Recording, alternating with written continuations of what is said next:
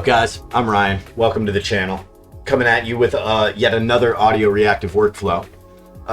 This was made for reasons. I made this for reasons, and now I'm showing it to you because it includes some new functionality with the particle simulators introduced by my Node suite. And this new functionality, I don't think I've told anybody about yet. So I'll be doing that here. There's a couple of other things from my Node suite that are par for the course, like the audio reactivity from the features and audio manipulation, etc.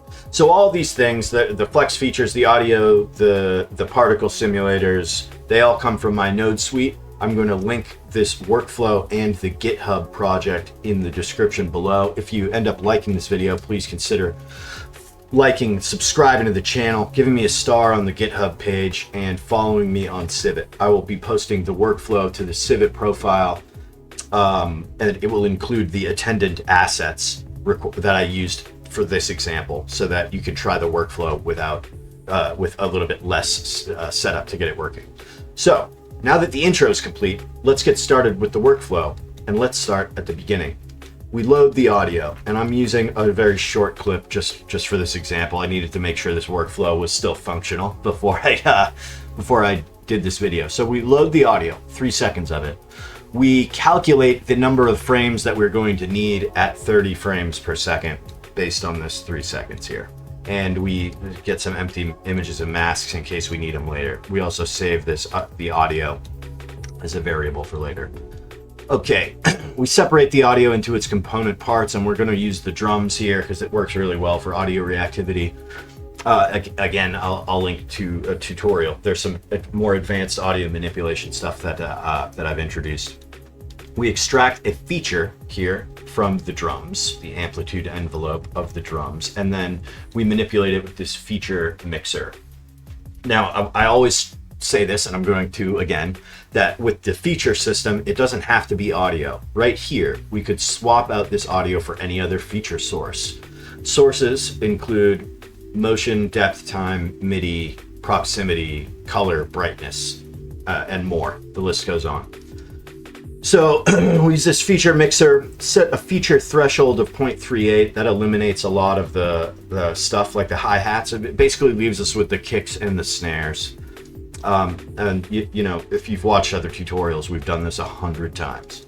So moving on, now we have the audio set up. We just get our input images and masks. And I've pre-processed and obtained the mask of the water in this case, and I did that over here. So we've got the masks, and you'll notice here, so when I was initially working with this, I needed to do a very long segment of audio, and the input video did not have enough frames. So what I did was I loaded the entire video. In my use case, I loaded the entire video and took the batch of images and reversed them, and then concatenated them together with this here. And so it plays forward, and then it plays backward, and then it played forward again, giving us a total of 759 frames. In our case, we only need 90, but I'm not going to change the workflow in case you guys need that. So then we have this big batch of images, and what we do here is use this image interval to select every one image starting, but you could do like 10 here, every 10th image. But here we're selecting every 1th image starting at frame 0 and ending at our total number of frames, which we get from here. And then to just do this mask from color. So everything that's white is going to be the mask of the water. Then we do the exact same thing for the input images. All right, moving on. We use this entire image as our latent input, and we'll mask it later. But and this is where it gets interesting. So we've got our initial image, and we're getting the depth map of those images, but we're not going to use them directly in the control net. We're going to manipulate them first, and this is where we get into the particle simulator. So there is a separate tutorial on the particle simulators, which I will link in the description, but I'll give a high level sort of overview of what's going on. a particle simulation has to occur somewhere, and it occurs inside of a mask or inside of this node. Just using an empty mask because I want to use the whole frame, so it's like the entire thing. And you can put in emitters, but also other particle level things like vortices and gravity wells and static bodies. Like you can like draw blocks in there that the particles will interact with.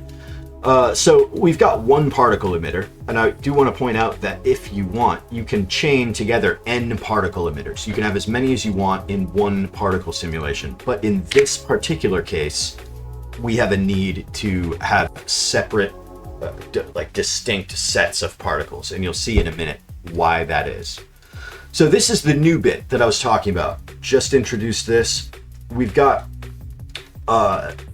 these are the existing ones, you know, as many emitters as you want. Emitter movement, spring joint setting, that's like how the particles from this emitter interact with one another.